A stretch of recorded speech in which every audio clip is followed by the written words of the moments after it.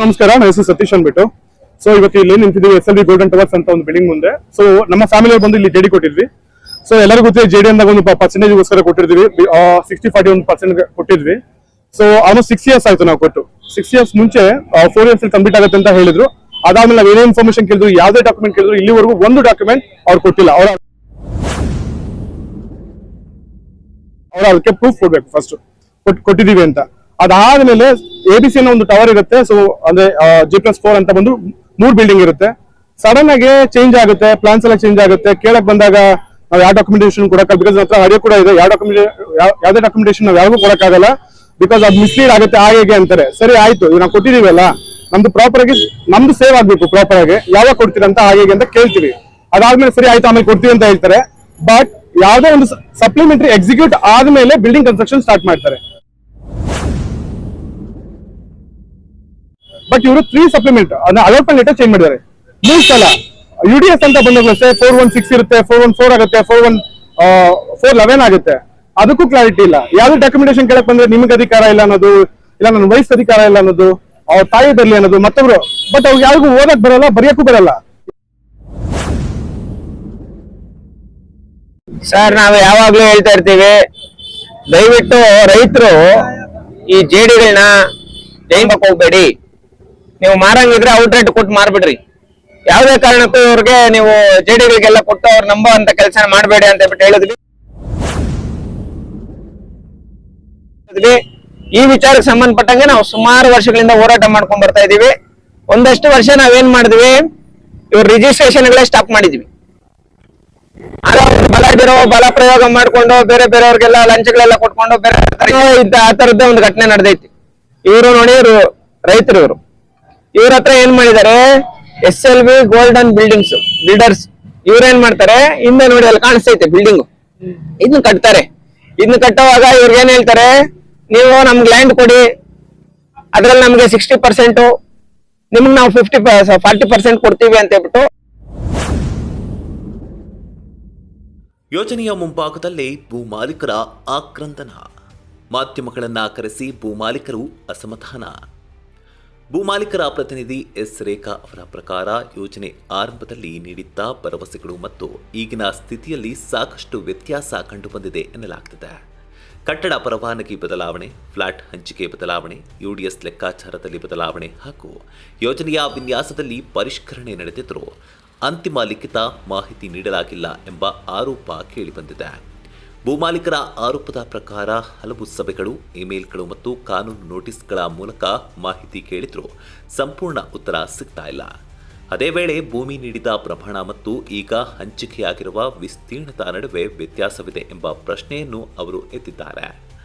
ಪತ್ರಿಕಾಗೋಷ್ಠಿಯಲ್ಲಿ ಭಾಗವಹಿಸಿದ್ದ ಸಾಮಾಜಿಕ ಹೋರಾಟಗಾರ ಸಂದೇಶ್ ಅವರು ಭೂಮಾಲೀಕರ ಪ್ರಶ್ನೆಗಳಿಗೆ ಸಂಬಂಧಪಟ್ಟ ಸಂಸ್ಥೆ ಅಧಿಕೃತವಾಗಿ ಉತ್ತರ ನೀಡಬೇಕು ಎಂದು ಆಗ್ರಹಿಸಿದರು.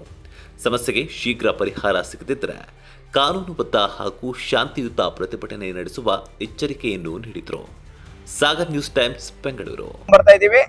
ಒಂದಷ್ಟು ವರ್ಷ ನಾವೇನ್ ಮಾಡಿದ್ವಿ, ಇವ್ರ ರಿಜಿಸ್ಟ್ರೇಷನ್ಗಳೇ ಸ್ಟಾಪ್ ಮಾಡಿದ್ವಿ. ಆದ್ರೆ ಅವರು ಬಲ ಪ್ರಯೋಗ ಮಾಡ್ಕೊಂಡು ಬೇರೆ ಬೇರೆಯವ್ರಿಗೆಲ್ಲ ಲಂಚಗಳೆಲ್ಲ ಕೊಟ್ಕೊಂಡು ಬೇರೆ ತರ ರಿಜಿಸ್ಟ್ರೇಷನ್ ಮಾಡ್ಕೊಂತ ಇದ್ರು. ಈಗ ಇಲ್ಲಿನೋ ಆ ತರದ್ದೇ ಒಂದು ಘಟನೆ ನಡೆದೈತಿ. ಇವರು ನೋಡಿ, ರೈತರು, ಇವ್ರ ಹತ್ರ ಏನ್ ಮಾಡಿದ್ದಾರೆ, SLV ಗೋಲ್ಡನ್ ಬಿಲ್ಡರ್ಸ್ ಇವ್ರೇನ್ ಮಾಡ್ತಾರೆ, ಹಿಂದೆ ನೋಡಿ ಅಲ್ಲಿ ಕಾಣಿಸ್ತೈತೆ ಬಿಲ್ಡಿಂಗು, ಇದನ್ನ ಕಟ್ತಾರೆ. ಇದನ್ನ ಕಟ್ಟುವಾಗ ಇವ್ರಿಗೆ ಏನ್ ಹೇಳ್ತಾರೆ, ನೀವು ನಮ್ಗೆ ಲ್ಯಾಂಡ್ ಕೊಡಿ, ಅದ್ರಲ್ಲಿ ನಮ್ಗೆ 60%, ನಿಮ್ಗೆ ನಾವು 40% ಕೊಡ್ತೀವಿ ಅಂತ ಹೇಳ್ಬಿಟ್ಟು. ಈಗ ಇವ್ರಿಗೆ ಏನ್ ಮಾಡಿದಾರೆ ಅಂದ್ರೆ, ಕೇವಲ 29% ಕೊಟ್ಟು 11% ಕೊಟ್ಟಿಲ್ಲ. 11% ಇವ್ರು ಕೊಟ್ಟಿಲ್ಲ. ಇವ್ರೇನಾದ್ರು ಮಾತಾಡಕ್ ಏನಾದ್ರು ಹೋದ್ರೆ ಅವ್ರ ಕೈಯಲ್ಲಿ ಪೊಲೀಸವರು ದುಡ್ಡು ಕಾಸು ಬೇಕಾದಷ್ಟು ಐತಿ. ಇವ್ರ ಹಸ್ಬೆಂಡ್ ಇವ್ರೇನಾದ್ರು ಲೀಗಲ್ ಆಗಿ ನಾವು ಫೈಟ್ ಮಾಡ್ಬೇಕು, ಮೇಲಲ್ಲಿ ಇವ್ರಿಗೊಂದು ಮೇಲ್ ಹಾಕ್ತಾರೆ, ನೀವು ಬಂದ್ ನಮ್ಮ ಆಫೀಸಲ್ಲಿ ಮಾತಾಡ್ರಿ ಅಂತ. ಇವ್ರೋಗ ಆಫೀಸಲ್ಲಿ ಹೋಗಿ ಮಾತಾಡಕ್ ಹೋದ್ರೆ ಇವ್ರ ಮೇಲೆ ಕೇಸ್ ಮಾಡೋಂತ ಕೆಲಸ ಮಾಡ್ತಾರೆ. ಸೊ ಇವತ್ತು ಇಲ್ಲಿ ನಿಂತಿದ್ವಿ SLV ಗೋಲ್ಡನ್ ಟವರ್ಸ್ ಅಂತ ಒಂದು ಬಿಲ್ಡಿಂಗ್ ಮುಂದೆ. ಸೊ ನಮ್ಮ ಫ್ಯಾಮಿಲಿ ಬಂದು ಇಲ್ಲಿ ಜೆಡಿ ಕೊಟ್ಟಿದ್ವಿ. ಸೊ ಎಲ್ಲರಿಗೂ ಗೊತ್ತಿದೆ, ಜೆಡಿ ಅಂದಾಗ ಒಂದು ಪರ್ಸೆಂಟೇಜ್ಗೋಸ್ಕರ ಕೊಟ್ಟಿರ್ತೀವಿ. 60-40 ಒಂದು ಪರ್ಸೆಂಟ್ ಕೊಟ್ಟಿದ್ವಿ. ಸೊ ಆಲ್ಮೋಸ್ಟ್ 6 years ಆಯ್ತು ನಾವು ಕೊಟ್ಟು.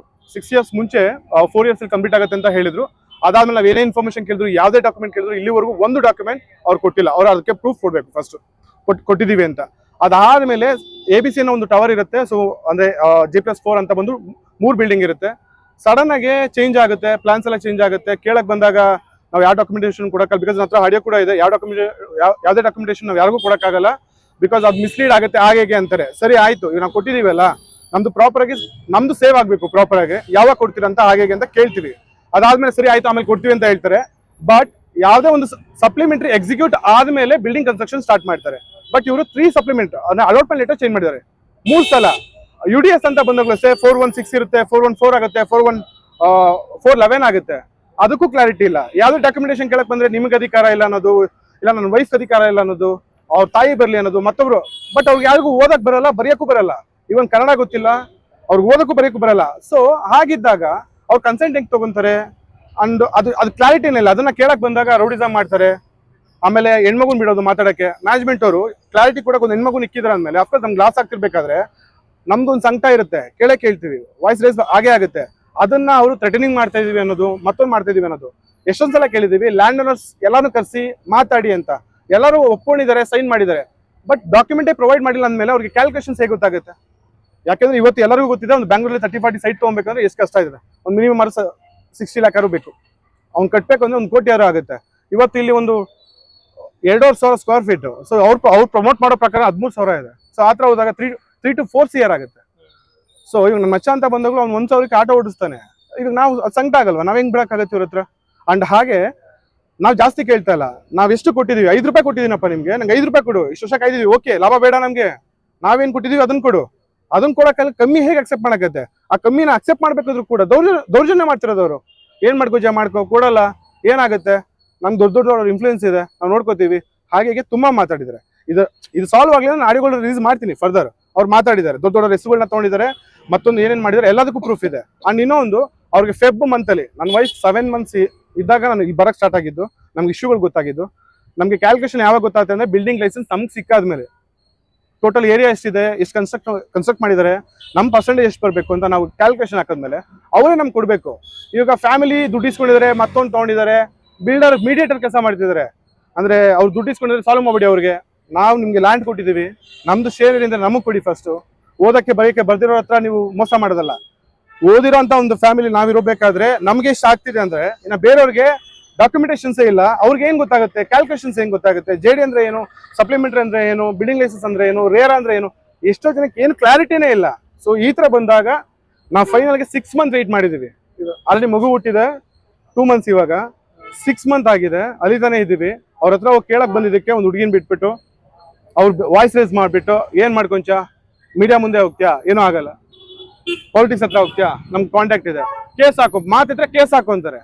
ಕೇಸ್ ಹಾಕು ಅಂದ್ರೆ ನನ್ನೇ ಅವರು ಇದ್ ಮಾಡ್ತಿದ್ದಾರೆ, ಪ್ರೊವೋಕ್ ಮಾಡ್ತಿದ್ದಾರೆ. ಯಾಕೆ ಅಂದ್ರೆ ಒಳಗಡೆ ಹೊಂಟೋಗುತ್ತೆ ಮ್ಯಾಟ್ರು, ಪಬ್ಲಿಕ್ ಗೊತ್ತಾಗಲ್ಲ. ಸೊ ನಾವು ಸೋಷಿಯಲ್ ಮೀಡಿಯಾ ಕೂಡ ಹಾಕಿದೀವಿ, ಮತ್ತೊಂದ್ ಕಡೆನೂ ಹಾಕಿದೀವಿ. ಬಿಕಾಸ್ ಸಾಲ್ವ್ ಆಗ್ಲಿ, ನಾವು ಅವ್ರಿಗೆ ಆಪ್ಷನ್ ನಾವು ಲಾಸ್ ಮಾಡ್ಕೊಂಡು 4160ಗೆ ನಾವು ಅಕ್ಸೆಪ್ಟ್ ಮಾಡಿದ್ವಿ, ಇಲ್ಲ ಅಂತ ಹೇಳ್ತಿಲ್ಲ, 4160 ಅಕ್ಸೆಪ್ಟ್ ಮಾಡಿದ್ವಿ.